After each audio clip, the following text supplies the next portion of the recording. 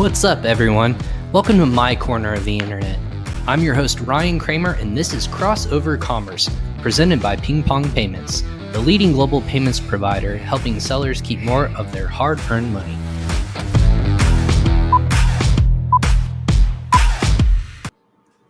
What's up, everyone? I'm your host, Ryan Kramer, and welcome to episode 63 of Crossover Commerce, presented by PingPong Payments. Happy Monday to everyone. Just quickly, PingPong provides marketplace sellers and entrepreneurs global solutions for controlling their domestic and international funds. An account with PingPong enables companies to significantly reduce their costs when receiving or making international payments all in one platform that helps increase operational efficiencies, saves time, and allows sellers to manage their business profile from one single source. For more information, go ahead and check out this link below in our show notes. If you want to save 2 to 4% on international payments, go ahead and just go to that link and sign up for a free account, or you can always email me after the show. But anyways, thanks again for joining us live on Facebook, YouTube, LinkedIn, and Twitter. We're on all the platforms all over the place so that everyone out there can get all the nuggets of information in the Amazon and e-commerce world.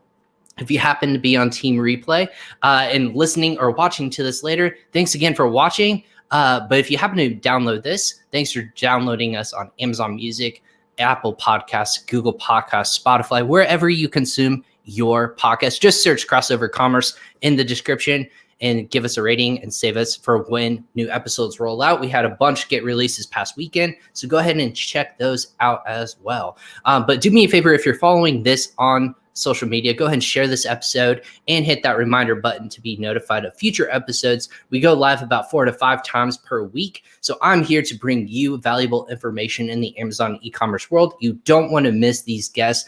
I'm really excited about our guests this week. And of course, today, guys, I was introduced to this gentleman as the Bruce Wayne of Amazon. How can you not have a more badass introduction than that? But to give you a little bit of a background on him, he is a marketer who has been selling for more than 15 years. He owns and runs multiple online stores in various types and consults with other companies from startups to 8-figure plus businesses and better their efforts. He also runs Facebook group for Amazon sellers with over 10,000 members, which is a fantastic group to be a part of, that talks about all things marketing and brand building, which is called Unstoppable FBA, Marketing Hacks for Amazon Sellers. His specialty is building and growing massive engaged audiences and driving repeat business through content marketing and buyer psychology. Without further ado, I would love to welcome onto this show, Stephen Black of Unstoppable FBA. Stephen, what is up, man? How you doing, Ryan? Glad to be here. It's been a good weekend. I know you kind of had a crazy couple of weeks, to say it in a light term, but you're down there in Nashville, is that correct? I am in Nashville, most certainly. Yeah, and then you got hit with that crazy winter storm, so everything shut down. Yeah, nobody had any idea what was going on. I got stuck in a place where I was on a slight hill. There was a bunch of ice. Couldn't leave the house for 3 or 4 days. It was quite a monster. Yeah, that's the beauty of winter.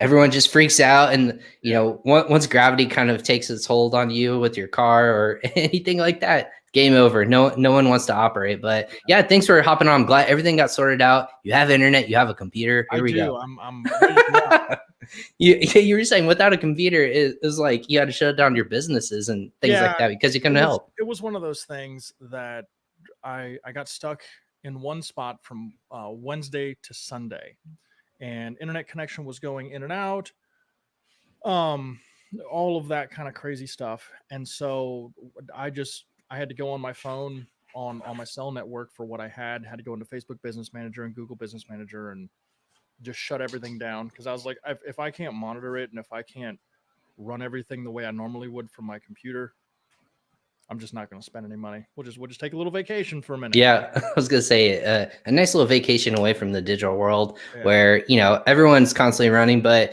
everyone, thanks for joining and watching us. Again, if you're watching live, go ahead and let us know where you're watching from or what your questions for myself or Stephen. We love seeing everyone participate in the show, and that if you have questions, for the Bruce Wayne of Amazon. Again, I'm super curious. Like I didn't want to like spoil it for myself. I want to hear this real time from you. Guys, I was introduced to Steven via Facebook Messenger, like, as, hey, Ryan, this is the Bruce Wayne of Amazon. You should have him on your show. And I said, of course I will. I will even get out my Batman mug, like I always do, for this specific episode, just for this fact. Like anyone who sees my background, I'm a big comic book fan. I'm a huge like movie nerd, but I have to know, where does the nickname, the Bruce Wayne of Amazon, come from? Well, a couple places. Don't leave out any details either. Don't leave out any details. So number one, I guess I should say I've done so many talks. I've done live events and everything else like that. Normally when people see me out and about, I have on a three-piece suit. If I leave the house, I'm gonna probably wear a three-piece suit. That's usually my go-to. Number two, I have multiple businesses. I don't have just one brand. I have multiple businesses, and I'm super quiet about them. If you look at my personal profile, if you look at all my posts across all of the groups, you will never, ever, ever see me talk about how well I'm doing. Post no screenshots of like your sales and stuff like that. Like, hey guys, look. What purpose does that serve? For me, I don't know, because like that just makes me either envious, or I guess to validate that you are a seller. External validation. If you set goals, do it. Don't have to talk about it. Clap for yourself. And if you really want to help other people, find out what their problems are and give information freely that helps them get past those roadblocks. If you're already that far up the ladder, your job is not to get praise from people that are still working on those steps and say, oh, well, I did this and you can do it too. That's great. Shut up. Put your hand down with real information and help them solve their problems and pull them up the ladder and put them in a position to where they can keep going and further that effort. That's what you're. I love that. To do. Now, if the other thing is, I'm not in just one space. I came in backwards. Most people want to start on Amazon and they want to learn to market off of Amazon. I was a marketer for over a decade before I even sniffed at Amazon. So yeah, what were you doing for context? I had a couple of brick and mortar businesses. I was doing some digital marketing for lead gen for a few other business owners that were local. I started really, really pressing the button on content marketing because I didn't have $1 million a month that I could run paid advertising like some of my friends are running.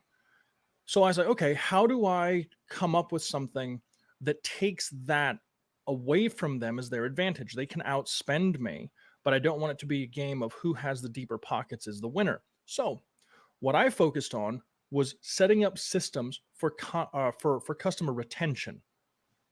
Right. And having it to where I had assets online to attract people to my brands and my ecosystem that were going to be there. And that's publishing and running content and really understanding what people are really looking for, how they're looking for it, how they want those answers to come to them, all of that kind of stuff. And I developed a system to where once you turn the ads off, good luck. Your message isn't out there. But if I can put out 20 or 30,000 pieces of content across multiple platforms per brand per year, after a couple of years, good luck. Yeah. Have fun with that. Because realistically, the answers for all the questions that people have on solutions for their problems, be it hire an expert, do it yourself, buy a product like on Amazon. Well, the answer is already out there. And so my thought was, why the hell isn't everybody getting their answers from me? Makes sense. And so what I did is my whole method is not to say, let me go through the data like everybody else does and try to find a product that I think is selling well, but there's still some room left because it's not saturated, blah, blah, blah, blah, blah, like everybody else does. I don't want to do that. I want to say, okay, this is a market I'm interested in. Let me dig in and find out everything I can about who the people are. I want to be able to speak about this at a hobbyist level. So almost like your customer. Yeah. Knowing you're a customer. Okay. I want to be able to experience it like I am a customer, because only then will I be able to truly understand what their problems are, why they have those problems, and what they're really looking for in potential solutions. And what that allows me to do is see opportunities in the marketplace that you're not going to see in the data. And so I very quietly just assemble different sources of income as I go along, and it's wonderful. It's lots of fun. My end goal, everybody has this big end goal with their business. You hear so many people in our space say, oh, well, I want to build a brand, and in 2 or 3 years I want to have an exit and all this kind of thing. I don't want to exit. Over the next 7 or 8 years, I want to accumulate what will total up just digitally over 100 different sources of income and employ 1,000 people, all as cash generating monsters. That's not a bad business to have. As invisible as possible about it. I want the only thing people know about me is that goofball is super helpful. If you ask him a question, he'll go deep explaining it because he wants everybody else to win. And that's it. It's my whole goal. Wow. I hope as many other people win, because what you're measured by is not the toys you can buy, but by the impact you have on those around you and how many other lives you make better. Can I use what's in my head and my experience with the businesses I have and the consulting, jobs that I've done and been fortunate to do to help lessen the struggle of other people? And if I can do that, that's good enough for me. That's awesome. So you said be as invisible as possible. Mm-hmm. What are the ways that you're educating people? Is it through this Facebook group that you've created, or how are you helping people, or how are they finding you? Does that make sense? The Facebook group is kind of my main thing there. And the reason I like a Facebook group is because if you're part of a Facebook group, you have to be a part of that Facebook group because it's a genuine interest for you. It's not just a page that you visit. It's not an Instagram account where you're going to be able to just put out little short bits of information. I prefer a Facebook group because I can have conversations with people, and I can archive those conversations into topics so that when we have new people coming into the group of any experience level, if they ask a question, I can point that out and say, hey, here's some information over here. Here's a situation we've run into before. And it's an ongoing archive of experience to where I can genuinely go back over notes and help people as the situations come up. And the name of the group, because someone asked in the chat, it's the name on my hat here, Unstoppable. It's Unstoppable FBA. You will see it as a group. So there you go. It's in the show notes too. So if you have questions, we made sure that it's in every social post. So if you go on YouTube or if you go anywhere else, I'll even link it out in the comment section so you can click there. And it's 10,000 people that are constantly putting out questions, and you're in there one-on-one with people all day long, just answering questions. Window open. I have 3 monitors right now, 3 4K monitors, and I keep them divided up. So sounds like not a lot for you. Not a lot for me. No, well, I keep one of my social windows open, so I always see what's happening in the group, and I'll usually work 45 minutes, 50 minutes out of the hour, and then take 10 to 15 minutes to reply to social posts and to emails and all of that kind of thing. So I keep it going throughout the day. Otherwise I would get, overwhelmed. And it's like direct messages. I'm at a point now where I get about 200 direct messages a day just on Facebook alone. So, but it's one of those things that if you're doing well, your job is not to just keep doing well and show off toys. Your job is to say, okay, that's fine. I'm doing well. I have experience, and if I can help someone else get past a roadblock or solve a problem or something else like that, that's all I want to be able to do, because that's, I would say, living well. I've solved my own problems and I have enough experience to help other people solve theirs. It's time to do that. That's what I do. Yeah, and you're not monetizing off of other people's, lack of knowledge. Does that yeah. I hate the fact that not that it's not a source of income, giving away content that might be valuable, you can put a price tag on it, but it's I've never seen such a range in the Amazon space, being in influencer marketing and whatnot. I've never seen a range of it always ends in a 7 too. Courses are courses. You can either give it away for free, which I've seen people do and are fantastic at it, or they charge for it and they still get really great value. But value is in the eye of the beholder, right? Am I willing to trust someone to give away for free. Like it's almost like it's not good value if you're not charging it, right? Yeah, no, I mean, I have a paid program where I go much, much deeper. I have a Yeah. mentorship masterclass, but you know, if you really, really want to go, I go deep there. I mean, I'm still adding content to the whole program, and I already have over 75 hours of content there, which is That's awesome. it's ridiculous. And I have a lot more to add. It'll probably end up closer to, I don't know, when it's all at a point where I think it'll be settled. It'll be a little over 200 hours of content, easy, without thinking about it. But that's just that side of it. I'm still going to post as often as possible, multiple times a week, articles and help in the group and everything else. That never stops. Ever. What's your favorite topic to talk about? Let's go in there. Like what is it, like you nerd out anytime it's like, this is my question, and you're like, hell yes, I can't wait to talk about this. This is gonna be great. Okay, so my favorite topic to nerd out about is definitely buyer psychology, retention, and conversions, because that's very different than driving traffic. And driving traffic, a lot of people overcomplicate it, I think, which is what we're supposed to be talking about, is driving external traffic to your listings. And I have a few examples and a few things people can do today that will help them with that. But the problem is, once you get somebody in the house, you have to be a good host if you want them to keep coming back. Exactly. You know, and a lot of people miss that. They think, okay, well, my listings are converting at X amount with 200 people a day or 500 people a day going to my listing, and that's great. That's plenty of people. You're going to make some money off of that. But what if we add a 0.5 to that? Yeah. You think you're going to convert the same? You think your message is still going to resonate the same with that pool of people? The benefits that you're putting out are only going to resonate so much. So this is where we shift from driving traffic to dealing with conversions and understanding buyer psychology and irrational motivations and blah, blah, blah, blah, blah, which is my favorite thing to dig into. I was going to say, not today. Yeah, not today.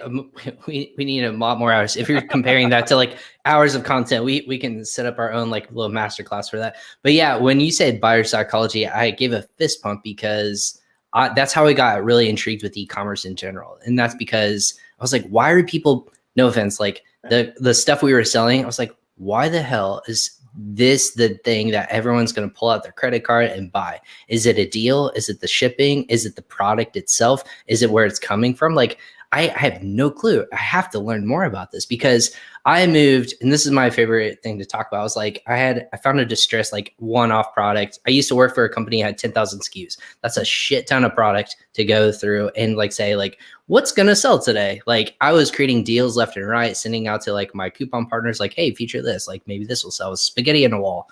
And then I came across this thing had like 3,000 units. It was a wind spinner. It was like a thing you put in the ground and it spins outside. And I go, oh, this is kind of cool. It's a low cost of goods sold.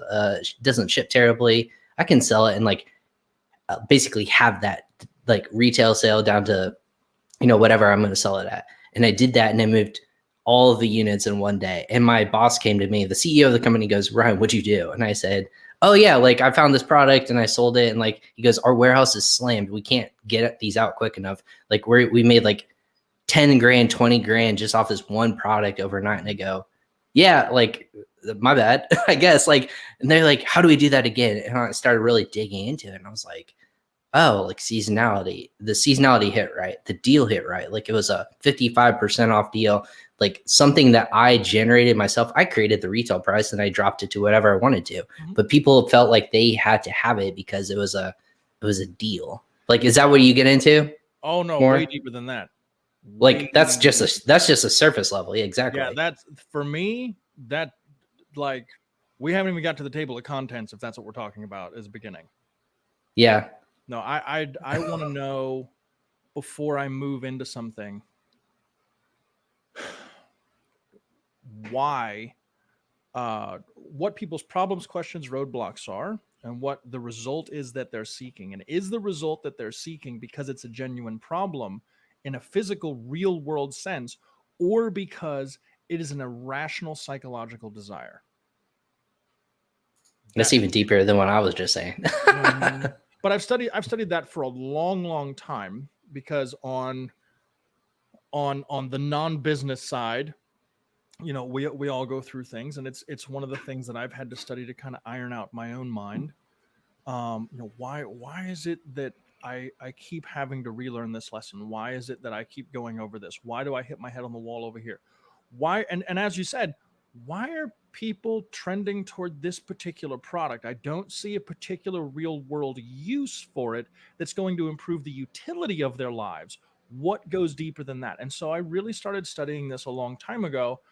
And once you start figuring out the reasons that are underlying people's buying motivation, even if they don't understand it, the angles on your copy change, the way you write your bullets change, the way that you set up your landers and the touch points to lead people along the choice paths that you allow them to make, be it an email or a landing page or a website, or, you know, through the touch points of your funnel.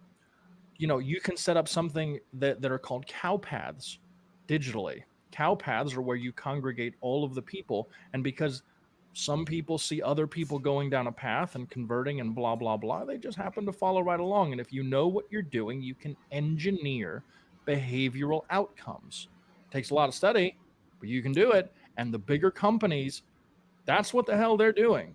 It is, that's one of the things that you can really monkey with. Now, I will say this: we may as well start the bigger topic about driving conversations or driving off traffic stuff to Amazon.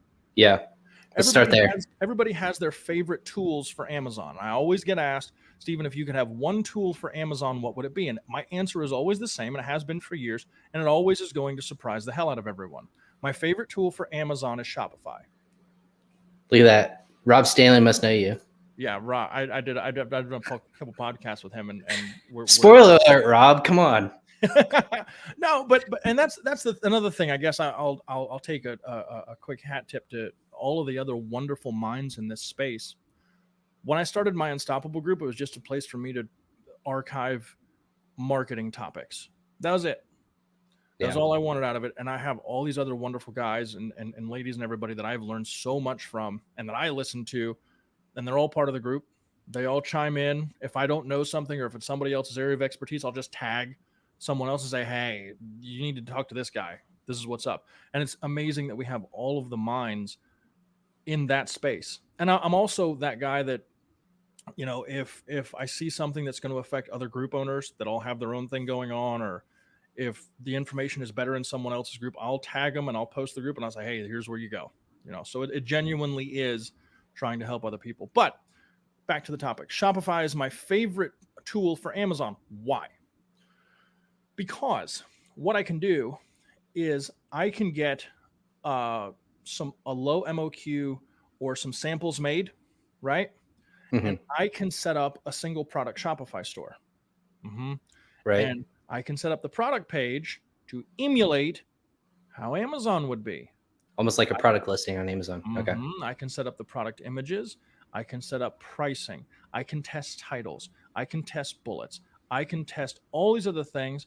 I can set up Google Optimize or VWO and use multivariable testing and really, really hammer down, and Google Analytics too, really hammer down on what the on-page conversion rate is doing, and just spend a little bit of money driving people there with a little bit of maybe Google Shopping ads or Google search ads, so it matches intent like it would on the Amazon platform. Facebook ads you got to be a little careful with because it's not functioning similar to how Amazon would. So I usually use Google search and shopping ads there. But guess what? If I have a product that takes off and it's a real deal winner, well, guess what? Now I know something that's probably going to work on Amazon. I can buy a little deeper. It's genuinely been demand tested, and I'm much closer to being conversion rate optimized when I set up the listing out of the gate. Plus, I have all of that on-site data to make better audiences from it. I've even spent money deeper on inventory and everything else getting produced and shipped and blah, blah, blah, blah, blah, blah. I'm way ahead. Way ahead. Yeah. So my favorite tool to test ideas. Mm-hmm. And if you can set all that up, guess what? You have all that insight, all that data, all of that before you spend a crap load of money on speculation. So it's my favorite tool for Amazon.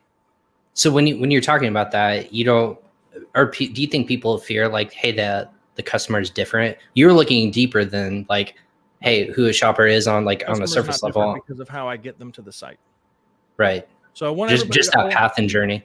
I want everybody to understand that Amazon is not a marketplace. Amazon is a search engine, but the only thing that comes up when people type in a search is product listings. They've been taught over the 20-year history of the company that when you go to this particular site and you type in on the search bar earphones, right? You're not going to get articles. It's not a content site like Google is. Yeah. You're going to get products for sale. So you only go there when you have buying intent. When you have an idea of, okay, I need to buy something to solve the problems that I have, we go to Amazon. If you're still researching what those potential ideas are, maybe I don't need earphones, maybe I need speakers, right?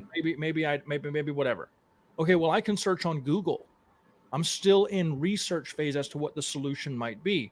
But Amazon offers the most convenient logistics to get those products when you want them right now. So when I figured out what phrase to search, I go to Amazon, I type in the search bar, and as I have the intent in the moment, the product pages come up. The only other platform that functions like that is Google, not Facebook. Yeah.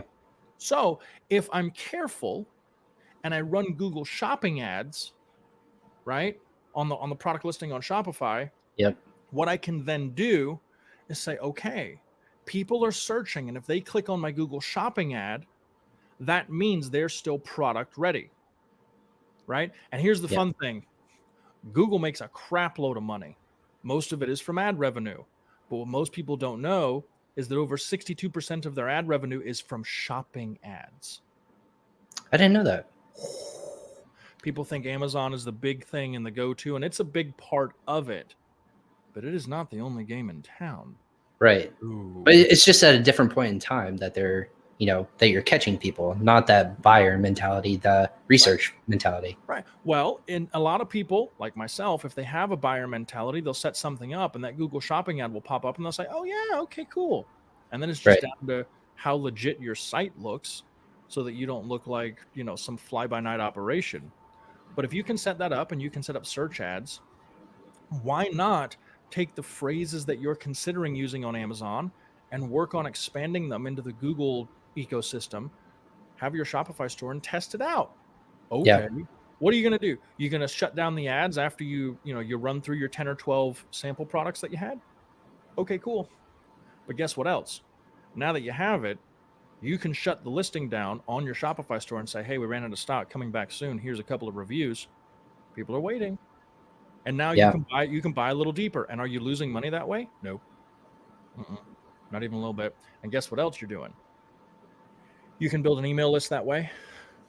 And that's one of my favorite ways to drive traffic to an Amazon listing is to set up an email list, either through a quiz or a social contest, or getting people to opt into a single page lander as a squeeze page on your site, and then using that email to drive people to Amazon. Another way is if I were using Shopify. This is the other reason Shopify is my favorite tool.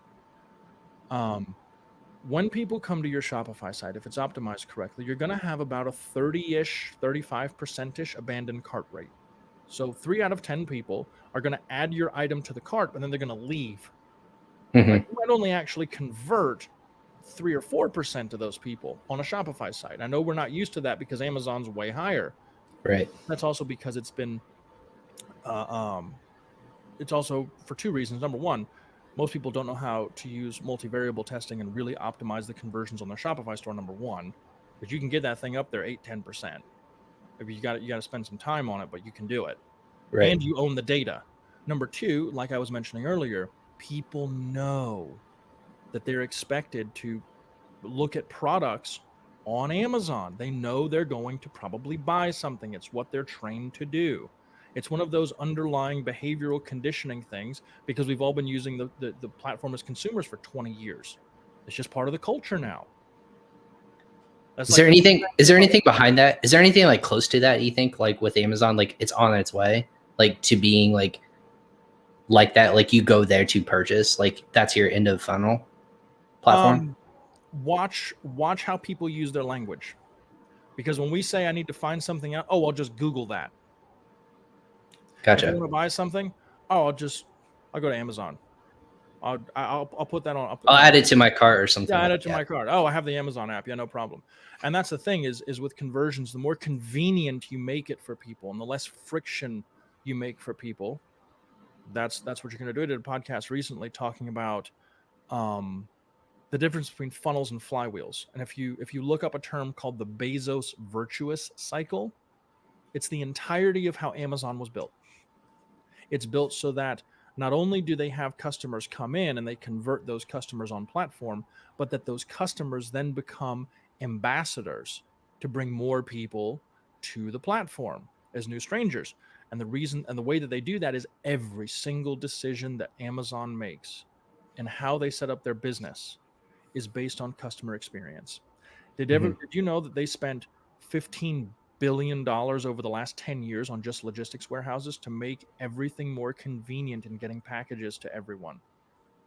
Yeah. It's user experience stuff, and that's why they're winning. I think I saw a stupid figure yesterday or something like that. That Jeff Bezos has so much money, he makes like $320 million a day. I hate those graphics. Like I hate them because like it's amazing. Like yeah, but what happened is if everything is set up to where he has a better user experience and it's easier to use to get the things we need as daily life across any subject you want to look at, yeah, of course he does. Right. Amazon's a logistics company, and it's a company that is 10 steps ahead of everyone else, and that's why they saw it. And your virtuous cycle, you were talking about, like, is that more of like the influencer side of things, like a micro influencer? It's not even that. It's just everyone's. It's legitimately worrying more about user experience than some of the technicalities that we talk about. As an example, if I was going to put out a piece of content and you were going to put out the same piece of content, if you just wrote an article, right, and it was all text, okay. But what if I put out a similar article, might even be the same wording, but I took out certain paragraphs and made them infographics. I made an interactive demonstration with diagrams. I put out a podcast reading of the article with a condensed, downloadable, well put together ebook on top of that. Shareable content, yeah. And what if my article was in a series of a playlist on my site that you could go down and research the subject and know where you were and know where you left off? My content and my user experience, you're irrelevant at that point. Exactly. Like, good luck. Have fun with that. And that's what they've concentrated on. But anyway, we're getting off topic. We got to go back to the subject, driving.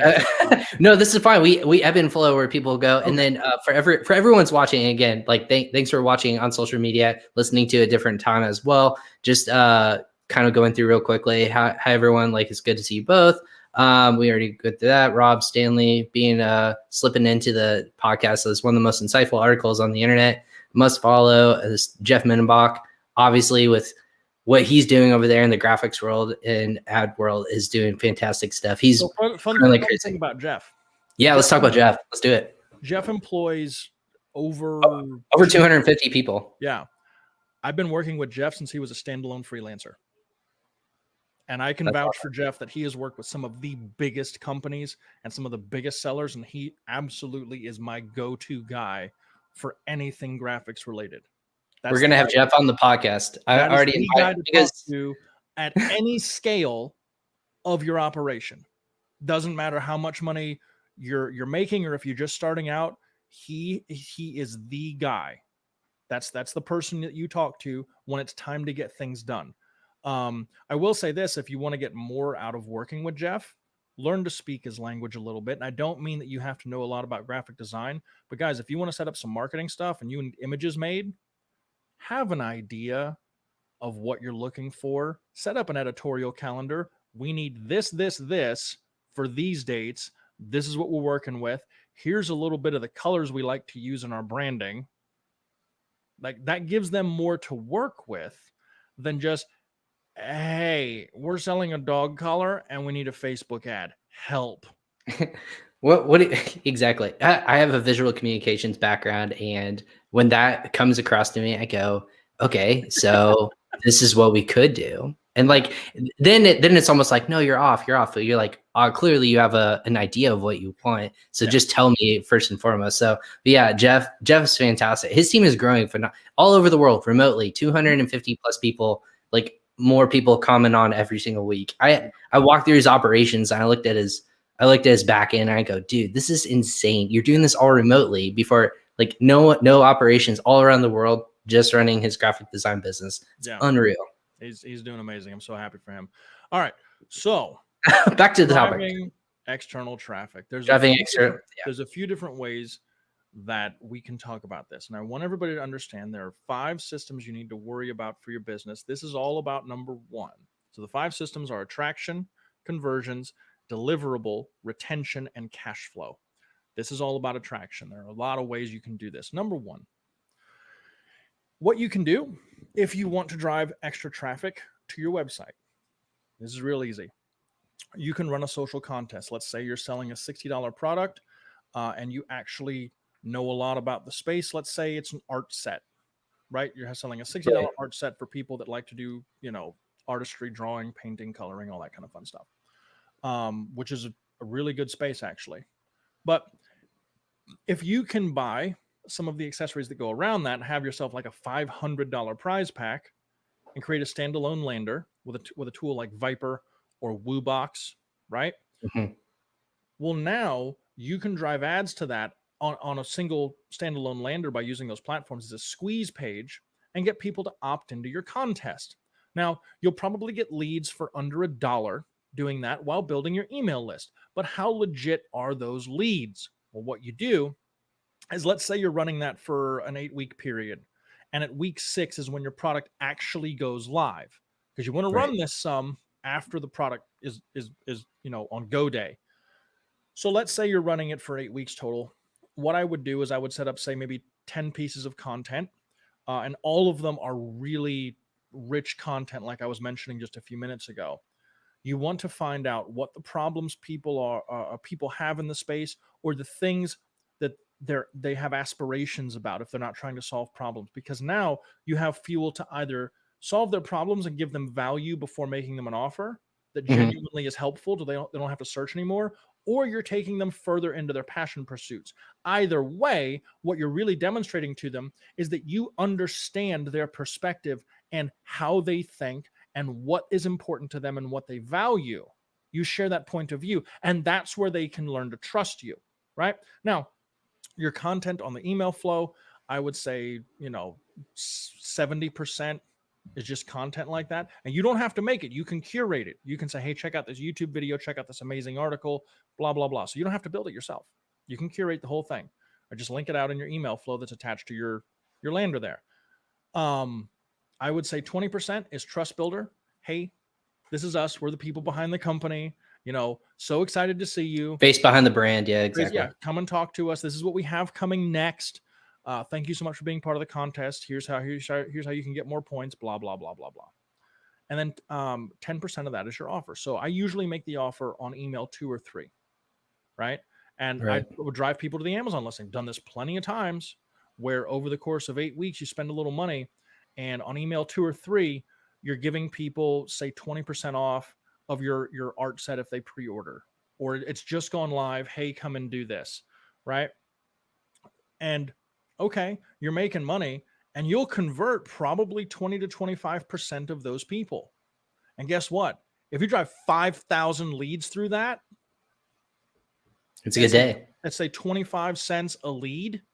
Okay, 25 cents a lead. I think you're at what, $1,250 in spend?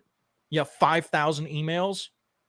And let's say you're going to convert 20% of those, even 10% of those. You're going to convert 500 people that you got in for, say, 25 cents or 50 cents as a lead. And you're going to move 500 units that way out of the gate. Yeah. Just launching. Yeah, exactly. Good luck competing with that. And then I have them to drive repeat business to, and I have all those people off of Amazon to follow up for reviews and bring them to a Facebook page and really go to town, because if they bought, all of a sudden we're best friends. I'm going to talk to you all the time. And I'm going to do whatever I can to give you content to keep you moving, because everybody that launches on Amazon, they're all concerned about getting people from 0 purchases to that first purchase. I am concerned more about getting people from 1 to 2 to 3 to 4 to 5. Right.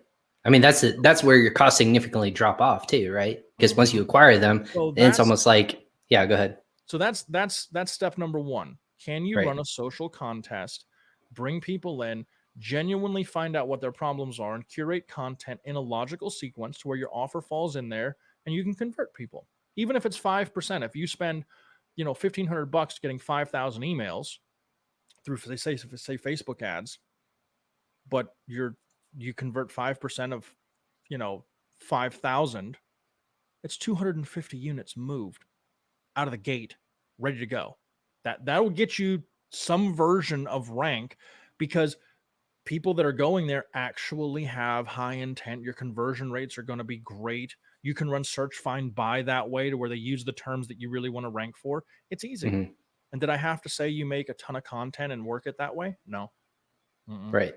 So when you're directing people to your Amazon listing, like what's the TOS that people have to worry about? Because it's almost like, hey, search for this product, and then this is where you find. You're not doing any of that in your email, or how does that work? Oh, as far as getting people to actually the process. Yeah, convert on Amazon. Yeah, exactly. Oh, I would either use a 2-step URL like a field plus ASIN, or a hidden keyword ASIN like I get from the Helium 10 gems page, or I would run search, find, buy. I say, here's the keyword you need to search. Here's the image that you're looking for. Click on that. Right. And off you go. And what you can do afterward is you can, on both of the platforms that I mentioned, you can set up a custom kind of points thing on the platform. Say, hey, if you send us your order number, we will give you 3 points per dollar spent toward the grand prize. So you up your chances of winning. Ooh, everybody loves it. What does that mean? Yeah, well, exactly. Yeah. And well, that's the thing, is if they're really an art nerd and they're going to buy my art set as the example, but I have like $400 or $500 in other accessories that I'm putting with it, they really want to win that. Okay, well, if you give us your email to enter, that's your first entry. Right. If you go and you join or if you follow our Facebook page, we'll give you another 5 entries. If you go and join our Facebook group, we'll give you 20 entries. If you share the post from the Facebook page, we'll give you another 15 entries. We'll give you two entries per dollar spent if you take us up on our offer, and here's the 20% discount. Like, there's all these things that they can do, and all of a sudden you get people opting in. And if you have a running leaderboard on the landing page, let's say, and people see these thousands and thousands of entries racking up, they're like, whoa, this must really be a big deal. How many times can you run that over and over and over and over? For every single product, yeah. Yay, exactly. Winning. That's one way to drive external traffic to your Amazon listing without having to deal with some of the problems of running direct paid advertising to Amazon, because that's not a good idea. Now, if you're going to run that, let's say you're going to use Facebook ads, I would set up the view content conversion event pixel on your thank you page of your email, or of your lander opt-in. That way you can use view content conversions as your campaign objective, and you're optimizing for people that actually submit their email and make it to that thank you page. That's the that's the high level customer that you're trying to attract and then retarget. Here's the thing. People, and we might as well talk about Facebook ads, because this is the thing people don't understand about Facebook ads. Number one, if you try to drive Facebook ads to your Amazon listing, there's no way of working around saying this. You're burning cash. You either hate money or you're a dummy. You just don't know any better. You one or the other. And it's not, a lot of people, it's not their fault. Right. Exactly. You don't know. And what I'm getting at is the actual campaign objectives that you're using. There's a division line in the campaign objectives and how good the leads are and how likely they are to actually buy from you based on the objective of the Facebook campaign that you're using. So anything that doesn't actually reach a website, which is reach, messenger bots, video views, and traffic. None of those have to actually deal with anything that gets to the website. They don't have to measure anything on the website. It's all on the Facebook platform. Those are not good leads. That's not optimizing. That's just giving Facebook money and saying, hey, or engagement, let's say. If you run engagement ads, all you're doing is saying, hey, Facebook, I would like to pay for people to talk to me about my advertisement. Like it, react to it, leave. Yeah, that's an engagement. It's not purchasing. But that's all you're asking for. You are not exactly purchasing. It's like being that annoying dad when your kid asks you, Dad, pick a number between 1 and 4, and you go, okay, 2.635, and they go, why are you like this? That's what Facebook is. That's the best example I can give. You're like, you know what I want. Stop doing that. Well, no. You asked this way. We answered your question. Exactly. Yeah. And that's what that is. So traffic is just, I'll pay you no matter who comes through. I want to get as many link clicks as possible. I don't care if it's garbage. I don't care if they spend 0.5 seconds on my site and go away. Don't care. Click on it. That's traffic. Why are we using that? It has its place, but not initially. We'll talk about that later. Yeah. Reach is same thing. I just want to get paid for the amount of impressions. Let's say it's video views. I just want people to watch the video as many times as you can get them to watch it. Now, the fun thing is we can't run conversions to the Amazon listings because we cannot put a pixel on the Amazon listings to register a conversion event. Now, when you go on Facebook and you set up a campaign, you will see conversions and you get to choose landing page views, view content, purchases, all of this kind of thing. Guys, if you want to use Facebook ads to make money with Facebook ads, you need an external website with a cart to where you can optimize for purchasers. That there's no other way of putting it. If you want people to buy, you ask Facebook for the people that they know will buy. Done. And the reason you have to do that is because people that you find on Facebook, it's through interruptive marketing. You are speculating on interest and behavior, and you're just trying to stop them and say, hey, I know you're busy today, but I need you to stop and buy this. Oh, okay. Right. And you're only able to capitalize on the people that have come across that message at random on their phone and have the buying intent and product awareness to say, oh yeah, I need that. Everybody else, nope. So we have to use it differently. And this is why I was mentioning earlier that when I was using Shopify, I prefer Google search ads and Google shopping ads because you emulate Amazon as far as finding people as they have intent in the moment. That's way different than Facebook ads. Okay. So if you're going to run Facebook ads, set up a single page lander or set up a Shopify store and then run that secondary cartwheel like I was talking about. If you're going to run a Shopify store in parallel, even if you don't have inventory anywhere but the FBA warehouse, you can run multi-channel fulfillment with a single page or single product Shopify store, sell it through Shopify. It will ship from Amazon. Everybody's happy. Yep. Easy stuff. And if you have those abandoned carts, like I was mentioning earlier, this is where I would use Facebook ads. I can make a custom audience in Facebook Audience Ads Manager, or Facebook Ads Audience Manager, rather, of anybody that is abandoned cart. And it's a dynamically updated thing. I say every 7 days that I want to set it up. Abandoned carts the last 7 days, run them this advertisement. And instead of trying to bring them back to my Shopify store, I'll say, hey, you left something in your cart, but we're going to do you one better. You can get this on Amazon right now by clicking the link below. We'll even give you an extra $2 off. And if you're a Prime member, you get it in 2 days. And they go, how do you set up that discount though? That's dynamic like that. You can set it up. Who says it's dynamic? I charge more Shopify stores. Well, there you go. There you go. I'm saying with a coupon or anything like that, there is something specific. I don't. Okay. I don't. I always run higher pricing on my Shopify stores because if people search me on Amazon after coming to my Shopify store and it's slightly lower there, right, then that's where they purchase. Yeah, exactly. Discount. They go, oh, I'll just get it there. That's much easier. Of course it is. Thank you for buying full price. Or if they're, I say dumb enough, or they're not smart enough to just purchase on Shopify, then you're just getting another $2 incremental, lift. Sure. Because you're going to pay a little more for multi-channel fulfillment anyway. Right. So if they want it, they can pay for it. Sorry, I didn't know that was the one piece. I was like, is the price already dropped, or are you like actually sending them a coupon? But it's already. Yeah. That's smart. Well, that's smart, because especially if you that fulfills your Amazon best of a web. And then also that's how you retarget, like, hey, by the way, you can get it cheaper here if you're already going to purchase it. That's smart. I love that. Yeah. So here's the thing. And I'm going to make everybody do a little bit of math this morning. If my abandoned cart rate is 30%, okay, of everybody that comes to my store, and let's say my on-site rate of conversions, let's say it's really optimized, let's call it 4%.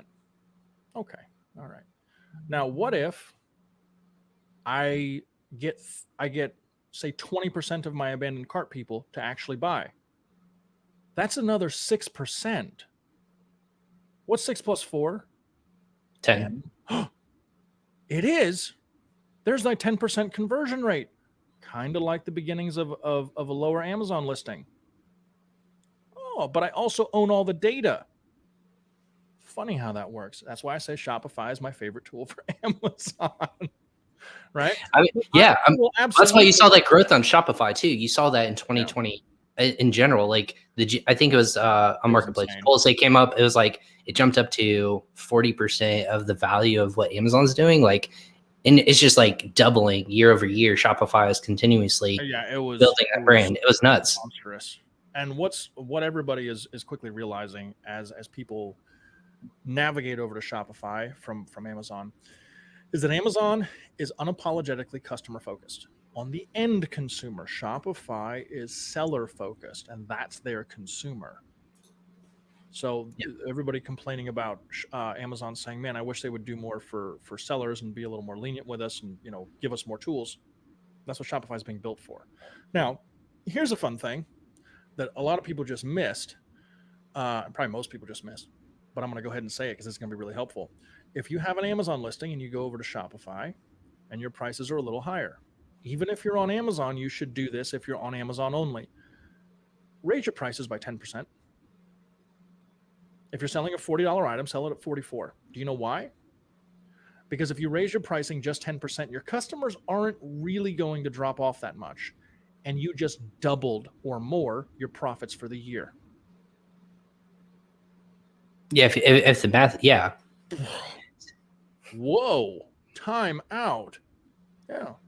You really think there's a huge difference at, $39.99 versus $42.97? Not really. Right.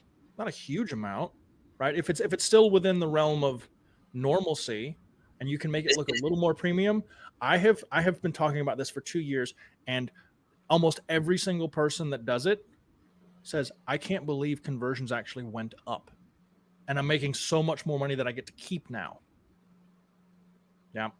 So is 10% that lift that you are seeing, like it's that sweet spot that it's not too much? That's where I start. That's always where I start. When people say, oh, well, I'm having trouble and it's not profitable, raise your prices. Always raise your prices. Don't ever go low price. No way.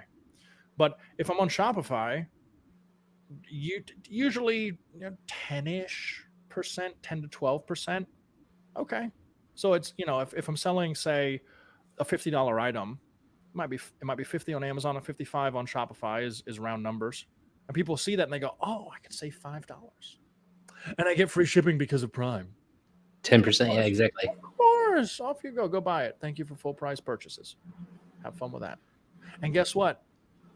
Even though they bought on Amazon, if I retargeted them from my abandoned cart sequence on Shopify, I still have the data to make lookalike audiences from purchasers, don't I? Exactly. Happens. I hate the retargeting capabilities that ads are now. Like it's sad because of this reason. Like everything like now, because of when you put it in your profile, or just if you even have your people can skim your like profile look like of, hey, this is my customer, I can skim, and I can retarget it that way. Oh. Rob Stanley and I have done that on the past. Like we've done other marketing things. Like all this information is public knowledge, but people are like, I don't know how they know it. Well, it's pretty easy reason. Like you're telling it like what to serve you. Like it's not science. Well, it is science. Now here's the fun part. If you set up these audiences and you set up these systems, here's my campaigns, here's how many people I want to run in, here's my remarketing campaigns, let's say on the Facebook platform. If you set them within certain time windows, you can set them to where they dynamically update.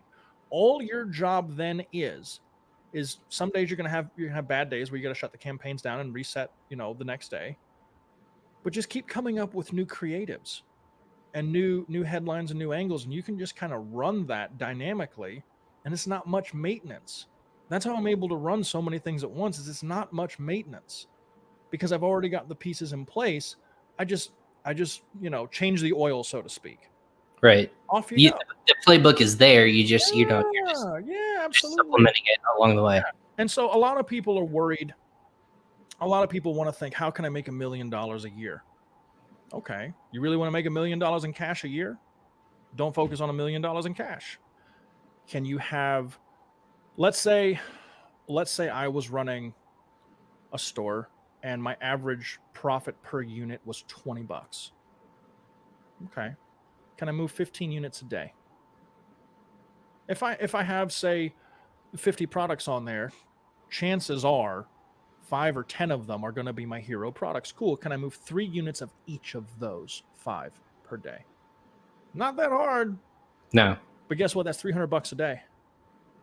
If I do that across 10 stores, it's not that much maintenance, is it? What if I do that across 10 stores every day consistently? I make $1,095,000 a year. Yeah. You make the math work for you. That's a completely different mindset on making $1 million. You assemble it by setting up the systems to where it kind of moves itself along a little bit. And you just shut up and make sure that you keep things moving and change the oil. Once you set it up, you're good. Now, so we talked about social contests. We've talked about Shopify. We've talked about Facebook ads. My real favorite way, we'll talk about a couple other ways, but they kind of go together. One of my other favorite ways is everybody says, I want to build an audience, because they know that's like the holy grail for businesses. And what that really means is having a captive portion of the segment in your space that loves to talk to you, that loves to have conversations, that loves to bring things up, that loves your brand because of the customer service that you give and the products that you sell are quality. Well, okay, that's kind of the holy grail. What do I got to do with that? Well, you have to quit thinking like a marketer and think more like a publisher. So I always think about it like I'm a dinner host. If I'm throwing a big party and I have, say, 50 people over to my house, right? I could do business with all of them. But are they really there to talk about me and my hobbies and the things that I like to do? Nope. If I want to do business with them, what I really want to do is I want to know enough about them before they come over to my house, before the dinner party. Let's say I was selling, I don't know, hockey equipment for youth hockey players, right? Sure. Okay. Well, if everybody that's coming into my house has kids that are youth hockey players, they don't give a crap that I play the guitar. They don't care. I don't want them to know anything about me other than that I understand what their children need for hockey. And so I'm not even gonna try to sell them. They don't know me. They just know I'm the host. Welcome to my group, right? This is youth hockey dads, as example, social media. And all I'm going to do is I'm going to curate every single topic that I could possibly find that people are already commenting on elsewhere. And I'm going to make an editorial calendar, and I'm going to post 2 or 3 or 4 or 5 times a week, sometimes even per day if it's shorter stuff, on all these different subjects and insights and blah, blah, blah, blah, blah, blah, blah, to help them go further into being hockey dads, as example. Now, if we go back to the dinner party analogy, all I'm really doing is I'm going around and I'm talking to them about their favorite subject. And I get them to talk about themselves. They get to be significant amongst their peers too.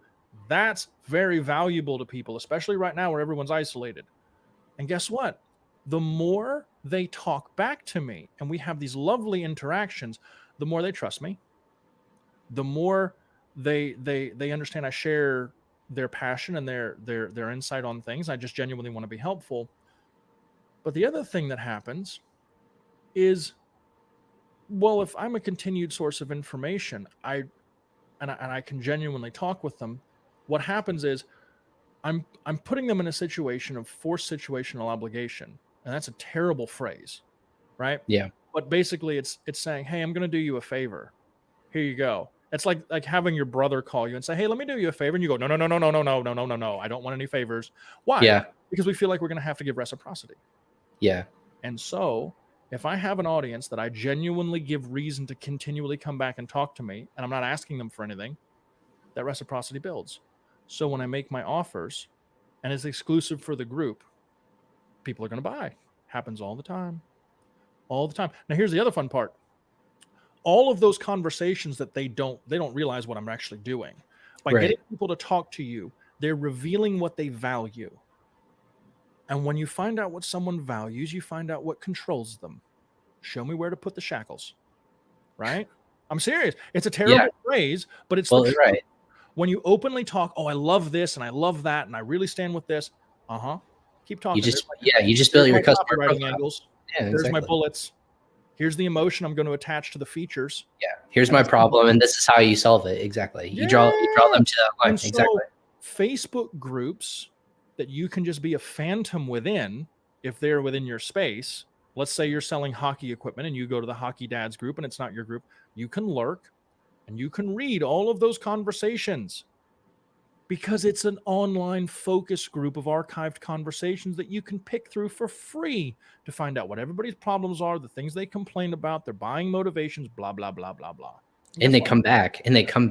That's the other thing. And so all of a sudden, if I host that group, they're all coming to me. I don't have to chase them. I give them a reason to come to me in a central point. And all I do is talk to them all day long. Like everybody sees my Unstoppable group, but I have stuff like this for all of my brands. Just have open windows on secretly. Yeah, secretly. Yeah, it's a social inbox that I use for every single platform. It all comes to one place, and I just respond to comments and keep things moving. Sometimes it's me personally, sometimes it's the brand page responding, but everybody knows my name. Everybody knows who Steven is, even if it's just my brand page. They know the first name behind it, so they can ask because it makes it more personal. You can't say no to a person, but you can say no to a company. Most people are not disagreeable enough if you're being nice to them to say, no, go away. So I use that against them. Now, can I use conversions that way? Can I run the same? Here's the engagement. Here's the trust builder. Here's the offers, 70, 20, 10. Can sure do that. The other side of it is, okay, can I then, if I have product ideas, involve them in the process and make it look like I'm making it just for my audience? Sure. Even if you only have a couple thousand people in there. Sure. You can say, hey guys, I see everybody talking about this. We're thinking about developing something like this over here. But have you guys ever seen this other feature? Oh man, no, haven't seen that before. If you guys do that, that would be awesome. Cool. We'll get some samples made. We'll get them in your hand. See what you guys think. You're building iPhone hype before you have to buy deep and spend your cash. The other side of it is now people can also say, oh yeah, well, we saw that a couple of years ago. Here's this other company that did it. And it sounds like a good idea, but leave that dress on the mannequin. You don't want that one. Yeah. I don't have to spend money and waste money and speculate and get stuck with all of that garbage, especially with all the inventory restrictions and everything else, and having to have inventory in multiple places as a new listing and blah, blah, blah, blah, blah. So I can use social referrals that way. I can run social contests within that and drive traffic to my Amazon listings for launch day. I can, and that's me making content and engaging the audience. I already talked about how to do it without engaging the audience and just curating stuff and running ads to it. I can use Shopify and retargeting. I can use, if I really wanted to go deep, I could write, I could have articles written on all of my basic keywords, look up something on Google called SEO niche vocabulary. I just that'll be the phrase, and what it will teach you to do. You have to go. It's a thing you're going to have to learn. It's going to take some time, but it's how to find all of the phrases and words that people use as a cluster around a topic. And people will write articles and multiple articles around these clustered ideas, and they get ranked on Google. And guess what? If you have a product on Amazon that deals with some of those questions, now you're catching people upstream from being product aware. They're still sorting out what problems they have and how different solutions are going to affect them. Why can't you write articles like that and lean them toward your solution? Click to Amazon. Okay, fine. And guess what? Once you make that, it's there. You have all these assets floating around in space versus just paid ads. Right. So there you go. What are your thoughts on the Amazon editorial content that they're like, hey, this is like the #1 ranked, or like if you're looking for top, this search phrase is top, hockey equipment that we're going over, or based on our example. And then there's those articles that these like top tier publication companies are putting out. How do you worry about that? Or is that conversion rate or lift worrisome to you, or? Nope.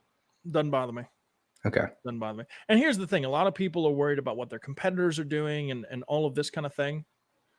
But you know where your competitors are never going to be able to beat you, no matter how much money they have? User on your own website or a user experience. Yes. User experience. If you can create a genuinely better user experience, you're going to win. And that's long-term too. You're going to make more short-term and you're going to make better long-term. As an example, something very, very simple. Your bullets on your Amazon listing. If they're a wall of text, no matter how good they are, I'm not going to read them. If you make them scannable, now I can come to your listing. I can understand, should I read deeper here? Is this really, something at first glance? Or do you really get what everybody else is doing? So this is something I'm getting ready to name, actually, because we can't actually measure this metric. I wish people would, but it's an invisible metric in plain sight. People don't realize. If your listing is converting at 20%, 1 in 5, congratulations. But here's where we're going to bite you. 1 in 5, that's great. But that means 4 out of 5 people are going click, scan, back. Might be because they can't scan it at first glance and see if it's something they need to spend more time reading. Right. Ouch. Almost like I didn't think that this isn't what I thought it was. Yeah. Correct? Yeah. Okay. Yeah. Or you go and the initial listing, even on like your phone, is just this wall of text. You go, nope. Garbage. Get out of here. Or you look and the title is completely keyword stuffed and you go, I have no idea what I'm looking at. I'm not even gonna what is that? Oh, I can't even read it. It's not normal. But let's say you're going to write your bullets, right? Let's say you're going to write your bullets. Hockey equipment. We'll use that as an example. If you say,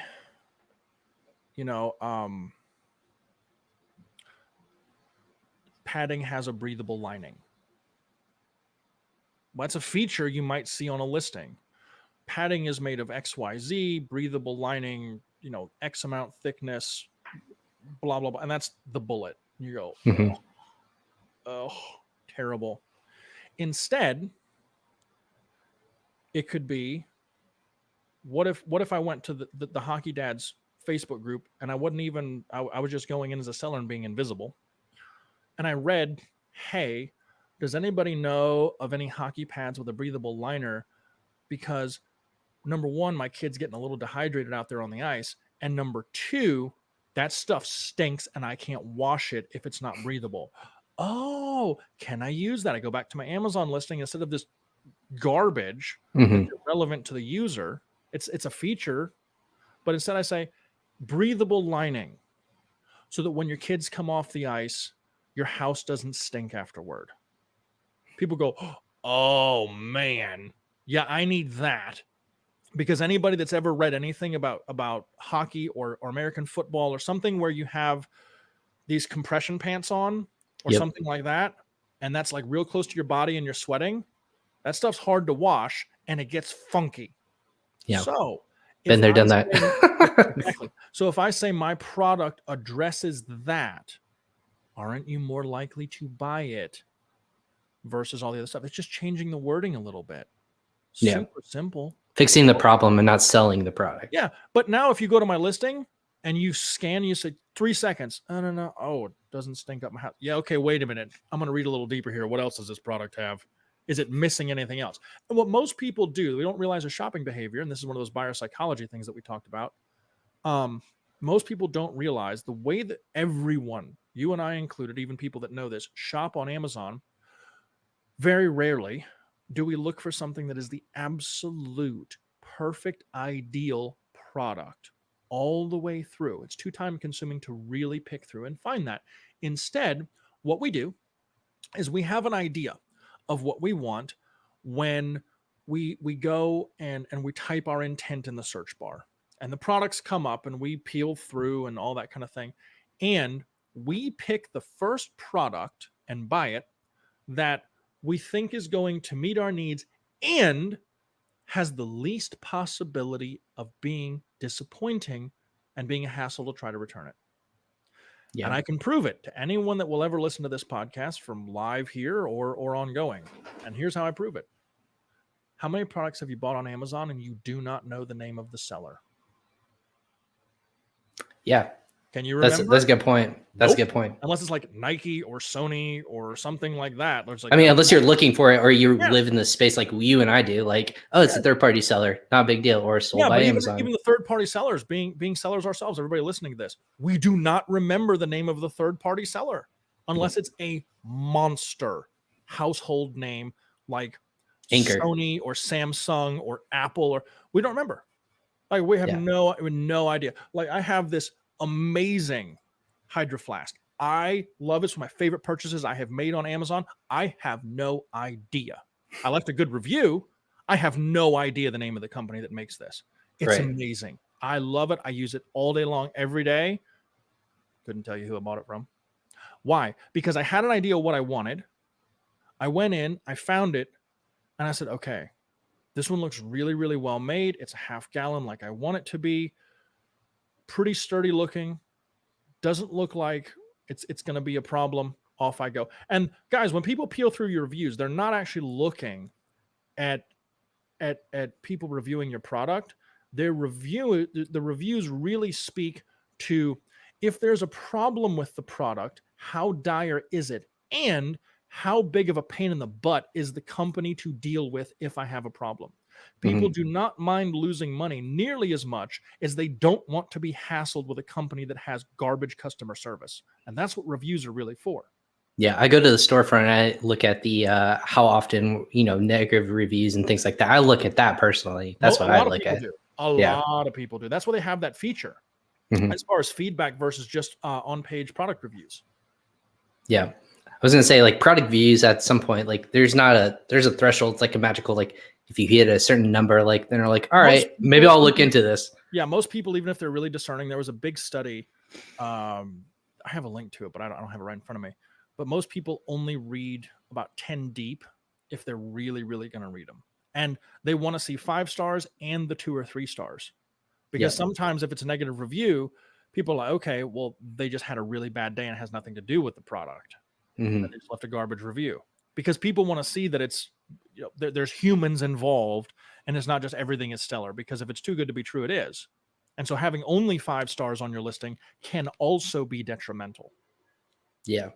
So there you go. Yeah, exactly. It's hidden psychology, or it's that psychology matter. I know I've already took up 13, almost 14 more minutes than what we initially said, but what's kind of like the thing that's getting you excited about 2021? Is it like driving traffic in different ways? Like we didn't even touch like TikTok or something crazy like Clubhouse, like just audio forms, like cool. different. I'll talk about that in 2 minutes.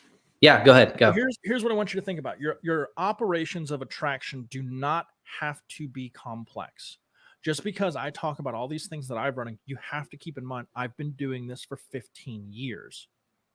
Like it's just a thing, and I've had multiple businesses. I have multiple businesses now. I have helped companies from startup all the way to a few companies doing over $100 million a year with their content and strategizing and blah, blah, blah, blah, blah. So you do not have to do it like me to win. Please don't. You have to be kind of a lunatic. I mean, this is one of those things that I would wake up and do because I just love to do it. And it's like a fish being in water. It's just just what it is, as opposed to just one of the things I do. I just love it. So yeah, don't be a weirdo like me unless you're a real weirdo. But with when you're setting up your systems of attraction, whether it's Amazon PPC or it's Google search, or it's TikTok or Snapchat or Instagram or Pinterest or Facebook or SEO or a combination, here's your real goal. Your goal is not to have so many arms on the octopus that you can't keep track of what's going where. That's not going to impress anybody. It's not going to change your life, except for the worst. Most people, what you want to do is you want to set up something that you can reasonably manage, that is going to give you more business experience without added extra expense in a gigantic way, and without making you time poor to where you hate your life. And when you manage that channel, then you can say, okay, I've kind of got this beast wrangled in. I can manage more problems here. I've got my operation figured back out. I got a little more order to my life. Now maybe I can add another channel. As example, if you wanted to do SEO work and blogging and writing articles as your main source of attraction, it's longer term. It's going to take a little longer. But okay, cool. Once you have that as a workflow, maybe you can get some writers on board, blah, blah, blah. You get it moving. Cool. Mm-hmm. If I said, okay, now I'm ready to tackle Instagram, maybe a year later, who cares? It's fine. Can you take all of the articles that you have and chop them up into 5 or 10 bits each, get some graphics made for them, and make each of those an individual Instagram post to start cultivating that audience out of assets that you already have?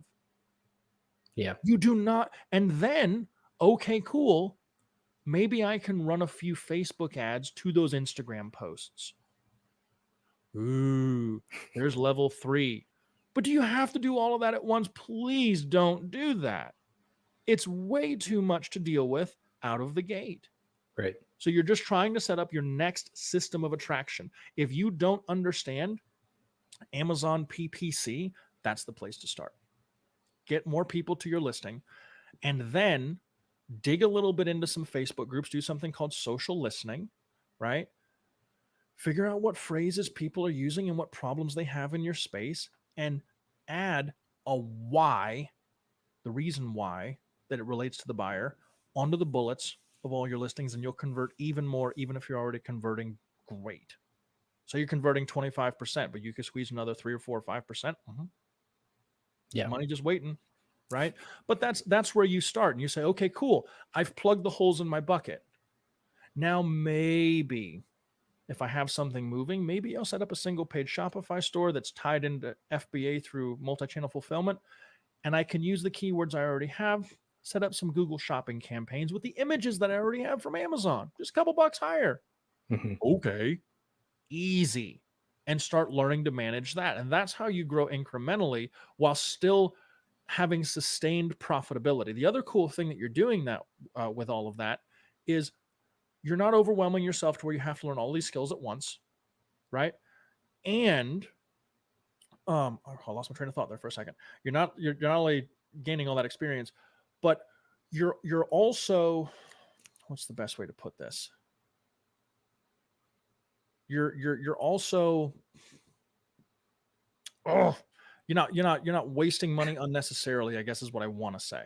Right. So many people get excited about an idea and they want to just throw stuff at the wall. Nope. One little thing. Be smart about it. Systems. That's what I was gonna mention. Thank you. You're welcome. When you set up your first business and you start expanding onto another channel and then maybe another channel after that, maybe it's a 2-year process, but who cares? Because guess what you just did? You spent 2 years figuring out the workflows that work for you. You put yourself in positions to where you could fail incrementally without putting the entire operation in jeopardy. And that's where you're going to learn what really, really works for you. Like me and TikTok and Snapchat, nope. Don't work for you. I'm not even going to go freaking near it. Not Same even here. Close. Steven and making graphics, hell no. No. If anybody that's followed me for a minute knows I will write my face off. I can crank out 2,000, 2,500 words like I'm not even going to get out of bed for that. That's easy, right? I can do that. Making graphics, oh my gosh, it takes me forever to get it proper the way I want. And then you present it to somebody, and then it comes across completely. Oh my gosh! Like if Jeff and his team, if I give them something, it would take him. It would take if I gave Jeff a really hashed out idea, it would probably take him an hour. Yeah. In Facebook Messenger, where it would take me all day. Oh yeah, you want this? Okay, this, that, then done. Get out of my face. Like it wouldn't take anything. Like so when you hire out for those roles, when it's time to start that part of the process, setting up those systems, figure out what you're really, really amazing at, and that's your part of the beehive. Protect that role. Set up the other roles of your team around you, even if it's outsourcing to other professionals, and say, okay, I need you to do this so I'm not distracted on this part. That's what you do. Yeah. And so that's with business in general. Yeah, but a lot of people miss that. They think, oh, well, I have to do it all myself first. Right. No, you have to have ideas, and then don't go cheap. Hire people that are smarter than you. Pay them for the years and the experience and everything else. Pay them, because you're going to pay 3 times as much fixing it if you try to go cheap. Yeah.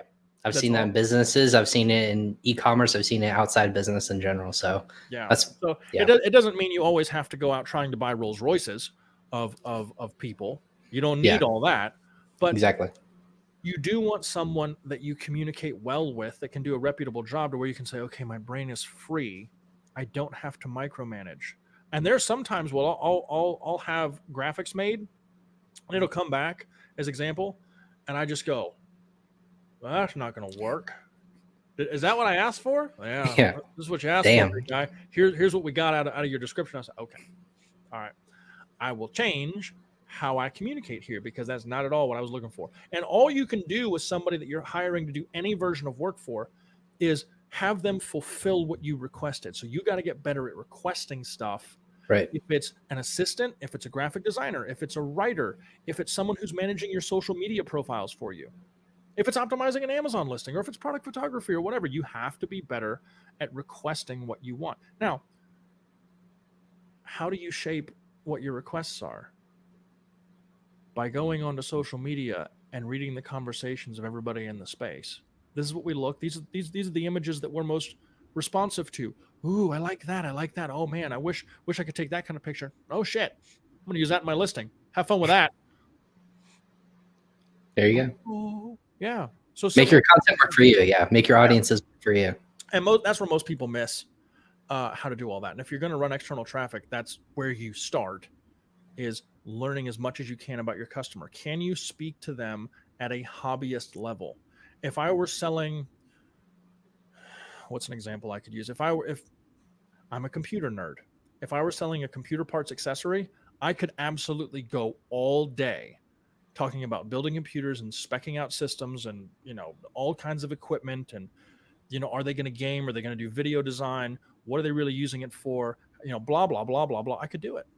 Because I've just casually read those conversations for so long now that if I wanted to make something, I have like 10 different ideas of things I could move on. Just haven't yet. But it's one of those things. If I wanted to say, I'm interested in a beauty line. That seems like a fun space. I don't know anything about it. Okay. You're going to be invisible, but read a whole lot of conversations about female beauty routines or male beauty routines. Right. Some of us have majestic facial hair, right? Like Ryan and I do.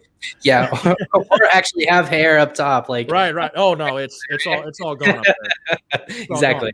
Some people are lucky in life. Yeah, I know. Bastards. But yeah, so you're going to read about all this. Oh well, I have this problem, I have that problem. Say, oh, and this is how you're addressing it. Where's the gap? What can I know? Oh, well, you need to know this. Well, go check out this other article that was in the group. This other guy posted this. That might be helpful for you. Oh, thanks, man. Yeah. Follow the rabbit hole. But all you're really doing is driving the conversation forward, because the more you drive the conversation forward, they're associating your name with someone that's helpful, and they're confessing what they really value. So as you develop your products and as you develop your listing and everything else, as far as angles and everything you could ever use for external traffic, you're using the customer's language and their intentions, motivations back against themselves, so you can convert higher, and it makes it a win-win. And just put this on a product board or something like this, like, hey, this is my idea, everything listed out, so you can just obviously go back to it every single time. Well, I have a running list. And when it's time to open up a new product line, let's say I'm not scaling horizontally within an existing brand. If it's time for a new brand, I have SOPs for that. Yep. I call the accountant, I call my banker, I call my attorney if I need to incorporate another LLC under the umbrella company, and I say, okay, cool. Here's the assets we're going to need for the beginnings. Here's how I want. Here's the 2 or 3 channels we're going to use to attract people in. Here's how we're going to do conversion optimization. Here's what our deliverable experience is going to be. Here's where we're going to pool people for customer retention and repeat business. And that's the system. And everybody on board knows. And that way, when I get to capacity for everybody's workflow and some people are stressed out and I start seeing the cracks come through, like, dude, we can't handle this amount of work. Cool. We already know what your role is. I'll let you guys help me pick someone else that you have to work with to hire. And you can use everything you're already doing and all the screen recordings and train them. I don't have to do it. And there's somebody you like to work with to help handle some of the increased capacity for the next thing we're going to do. So when you're scaling, let's say you want to open up external traffic to your listing. Just like you mentioned earlier at the top of the podcast here, Ryan, you were selling an item and the logistics end of the warehouse was not ready. They're like, what do we do? So when you're scaling, make sure the entire part of the operations is ready to go. If you're going to start selling external and you're really going to run that real heavy and you've got it going on, your production company better be ready. Your payment authorizers better know what's coming. Your banking people better know that this is going to hit the account. You're going to see this many more payments come through. The logistics company has to know about deliveries. Your packaging people better be ready because it's coming. You have to make sure all the hands are on deck. Yeah, absolutely. If we're going to increase workflow a certain percentage, everybody needs to be able to deal with that, because it would be terrible to spend money and say, yeah, I got all these extra things coming in. Everybody's buying. That's great. And your production company says, hey, we're smoked. We can't produce all that. We're 4 months out now. That's way too much for us. You go, uh-oh. Yeah. Uh-oh. Time out. Now I have to worry about refunds, or I have to worry about bad customer service or delay. Oh my God, what just happened? Especially with the COVID thing. And most people don't realize a lot of the backup that we had in Q4 is still going on here and there. But that is because the US Post Office is smoked, backed up. There's articles from commercial delivery drivers, truckers, that are saying we're having to wait sometimes up to a week to get offloaded because there's just nowhere to put everything. Yeah. That people can't go to stores, so everything went to online, and so everybody's having to use logistics company to move it all around, and everyone is delayed. And so you need to be able to communicate that to the entire supply chain and to your customers. So I run a few print on demand kind of things.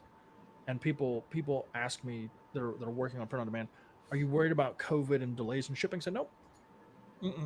I make it clear on the product pages. This is what's up. Here's a few links. We're doing the best we can. Feel free to buy later or send us an email if you have questions. But the fact that we're open on it, I never get any complaints about it. Yeah. I mean, that's the best. That's the best form to defense is a good offense. They say, hey, this is what's up. It was there when you click buy. We're happy to work with you. That's it. And it just makes life real easy. So you set that up so where you're not stressed out. But there you go. Yeah. That's I'm just sitting here listening, man. Like, I know we've run like probably the longest podcast I've run, but this is on purpose because like just the amount of content, like this is how deep you can go. And this is just scratching the surface. This is something that's super important because as you build a brand, this is what I'm advocating most of. If you want to be more than just somebody who's doing this, on the side, and you want to build a brand and you want to scale it to either exit or build your own behemoth like you are, this is where you got to start. You got to start thinking about these logistics. You got to start thinking about traffic, make these things work for you instead of like, hey, I'm just going to pay ads on Amazon. But like, how does that work for you? Long-term repeat customers, so on and so forth, make it really scalable. So that's why I was like, I'm going to make this really broad and we're just going to go with it. I had a ton of fun.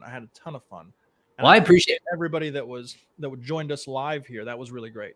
I've had a consistent audience that's been sitting here not moving but commenting, and this is all I imagine. They're just taking notes. They're like, all right, so Well, they don't have time to comment or ask questions. At first they did, but once we get into the nitty gritty, this is something that's going to be useful for everyone long term. But hey, thanks so much. I know you're pumping out 200 hours of content that you're eventually going to have in your course, like that goes in. It's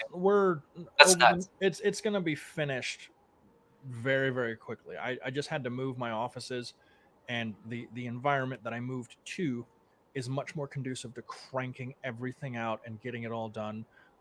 Most of it has already been filmed. I'm just finishing edits and adding little pieces. But yeah, if you want to go much deeper into my brain and go step by step and all of that kind of fun stuff on all manner of subjects, as far as everything.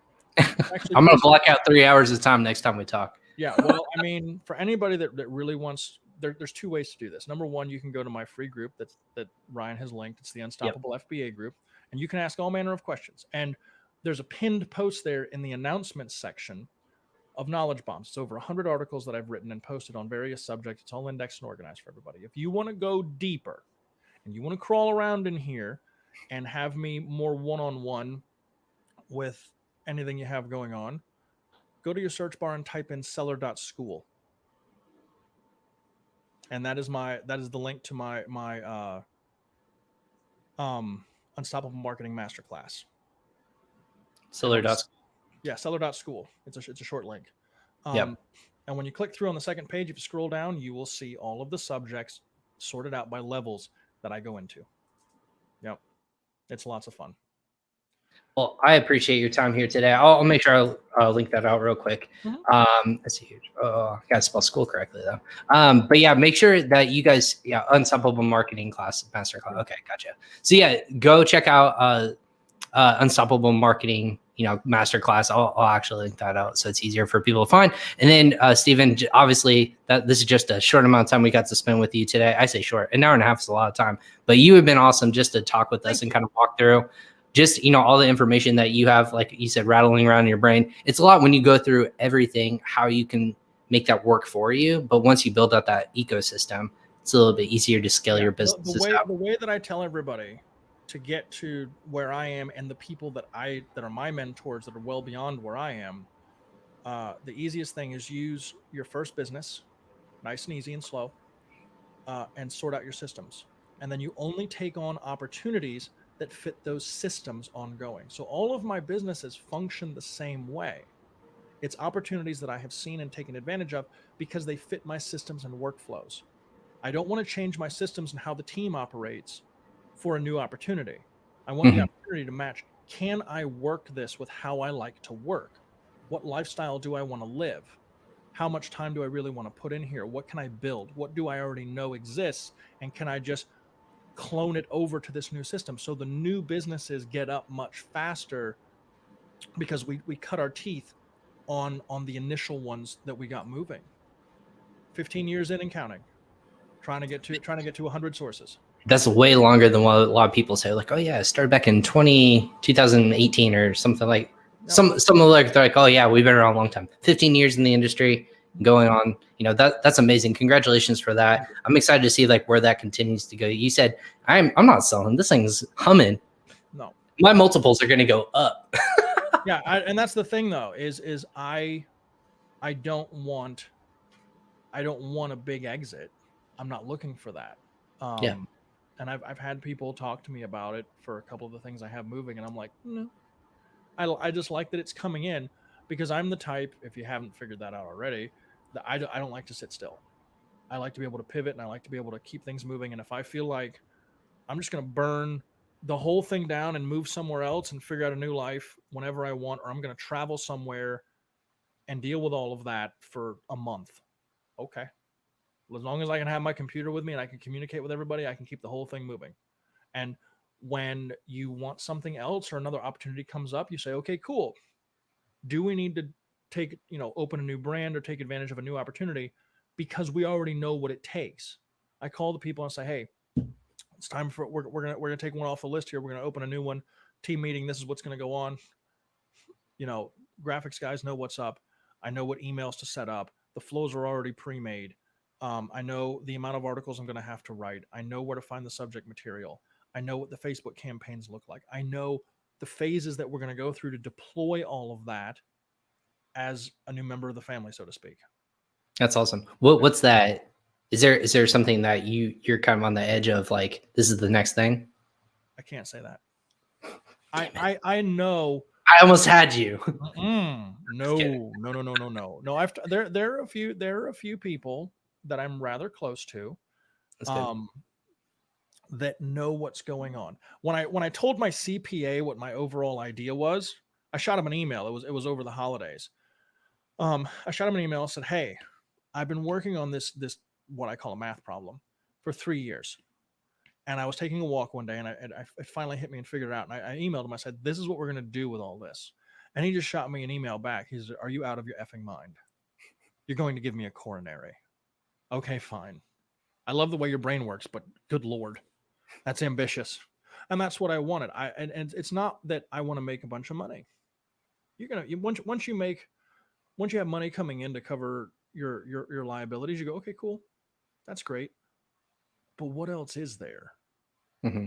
What else is there? And that's why, I try to do things like this, and I post in the group, and I try to just help people as much as I can, because a life well lived is based on the impact that you have and how much you can lessen the struggle of those around you. And if I really have been fortunate enough to do the things that I've done and that I'm doing, I couldn't imagine a way of being more selfish than to not use that to help everybody else. And I'm just not that kind of person. I would rather do what I can to help other people get over their roadblocks, because maybe they have a color in them that when they get through that roadblock, it can be added to my world. It's going to come right back out of them. And that might be my new favorite thing. I don't know until I crack their head open and help them. And that's all I want to do. That's why I've been doing it for 15 years. I just want to help other people solve their problems. That's what I like to do every single day. That's awesome, man. Well, I'll be picking your brain as much as I can. I'll try to stand out from those 200 messages you're getting on Messenger every single day. It's like, hey, tell me what's up. And if people are sending me stuff through direct message and I don't get right back to you, it's probably because it got buried. But it's all good. The good news is, if you go to the Facebook group, you can tag me there. You can post stuff there. I'm always in there. People think I'm online all day long on Facebook, and that's because I keep the window open. So there you go. You're chatting in other different capacities too. Like I know you're in all the different I just blanked on what the Audible app. Yeah, like there's so much content that's being thrown around out there, but you're at the forefront of a lot of it, I think. Yeah. But hey, Steven, thank you so much, man, for hopping on today. I loved our conversation. I would talk to you all day. There's few people that I would just like say, hey, just keep it coming. But I know my boss would be like, what'd you do all day? And I will say, oh, I talked to Steven Black for like 8 hours today. No problem. I missed 5 meetings, but that's good. Yeah, we get in trouble for that one. Yeah, I know. I won't do that right now. So, Steven, thanks so much, man. Go ahead and join the Unstoppable FBA Facebook group.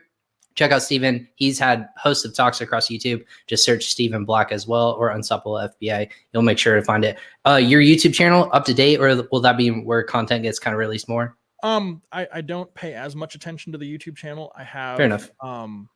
I do have quite a few videos on there. I have a whole list of content that I'm going to start making for YouTube, but I have a few other things on my plate that have priority.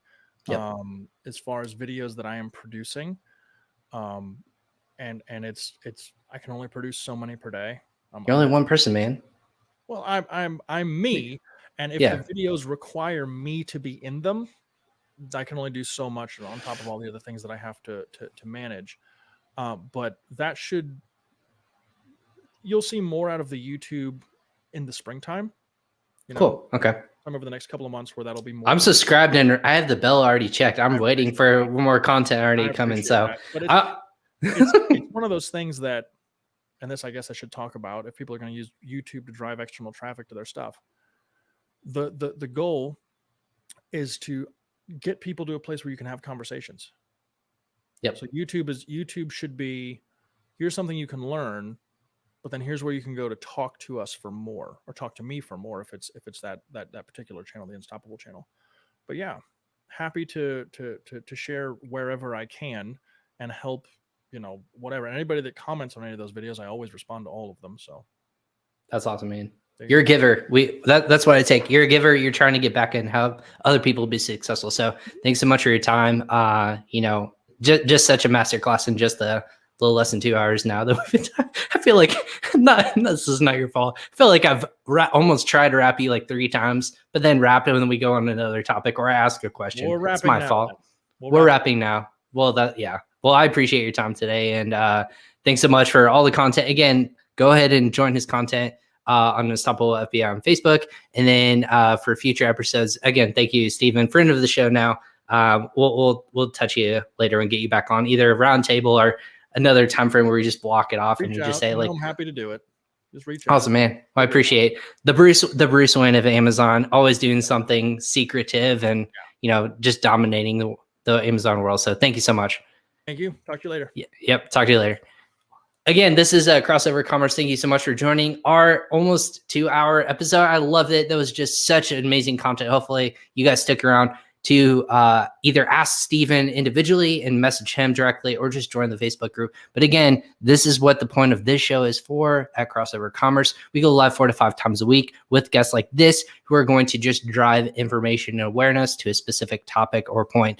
Again, tomorrow, I actually have a former colleague of mine joining me with Viral Launch. I have a Cameron Yoder. Sorry, I had to look at my list to make sure that was who was hopping on. Cameron Yoder is going to talk about what data is telling us about Amazon 2021. I'm a big data guy. Love learning about what insights they're doing over there. He's going to hop on and share his insights there. And then, of course, the rest of the week, I actually have a husband and wife team, which is really cool. They're traveling the world. They're making how to set up an e-commerce business that funds your life. It's Summer and Ali Hobart. They're actually, last I looked on their YouTube page or Instagram page, they're in Turkey. So they're hopping around the world, making Amazon work for them so that they can have the life they want to live. It's going to be really cool and exciting. I'm going to do a dual interview with them at the same time, just to kind of pick their brain and what it's like as a husband and wife selling team. And then on Friday, taking off Thursday to do just catch up on everything. But on Friday, I have Michael Mayer of Cardology. We're going to talk about how retail fits in the e-commerce world in 2021, how things are shifting, and how retail is going to, the retail world is going to respond to e-commerce and the waves that are going there. So again, lots of topic and more guests that I have coming up. I'm really excited to share this with you guys. So make sure you tune in and subscribe to PingPong Payments Facebook, YouTube, and social channels so you get notified every single day. I'm Ryan Kramer, the host of this show. Go ahead and join us again next time with all of our different guests we have this week. Again, 11 a.m. across the board this week. So check us out live, or if you're on Team Replay, go ahead and download these episodes again, wherever you might consume podcasts. I'm Ryan Kramer. Thanks for joining us again on Crossover Commerce.